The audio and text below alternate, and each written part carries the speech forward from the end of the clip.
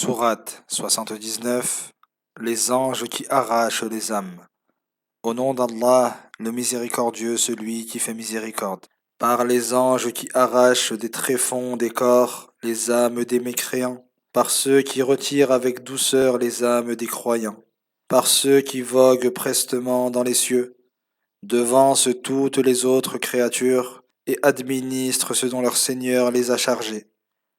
Mentionne le jour où, au premier souffle dans la trompe, tout sera ébranlé et mourra, suivi d'un second souffle au son duquel tout ressuscitera. En ce jour, les cœurs des mécréants seront remplis d'effroi et leurs regards baissés face aux affres et aux châtiments. Ils disent: reviendrons-nous à notre état premier, lorsque nous ne serons plus qu'ossements rongés? Ce serait un retour perdant pour nous. Il suffira d'un seul souffle dans la trompe, et voilà qu'ils seront de nouveau à la surface de la terre. Le récit de Moïse t'est-il parvenu, lorsque son Seigneur l'appela, dans la vallée sacrée de Touwa, et lui dit: va trouver Pharaon, car il a transgressé, et dis-lui: voudrais-tu purifier ton âme, et que je te guide vers l'obéissance à ton Seigneur, afin que tu le craignes? Il lui montra le grand miracle du bâton et de la main, mais Pharaon démentit Moïse et désobéit à Allah. Après quoi il tourna le dos et chercha à s'opposer à la vérité.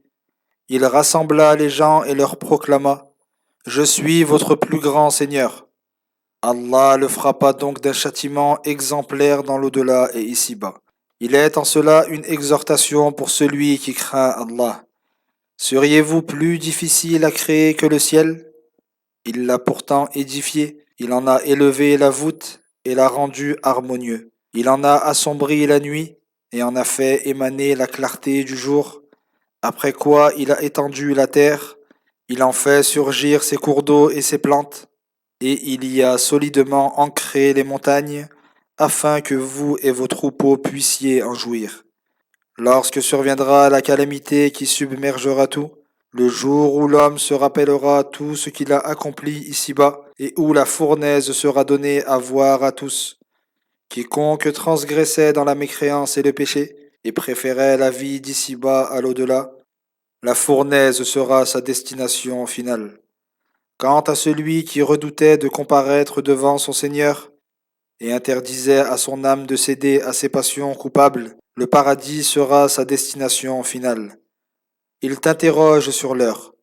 Quand surviendra-t-elle? Qu'en sais-tu pour le leur dire? Son avènement n'est connu que de ton Seigneur. Tu n'es qu'un avertisseur pour celui qui la redoute. Le jour où ils en verront l'avènement, il leur semblera n'être resté sur terre qu'un après-midi ou une matinée.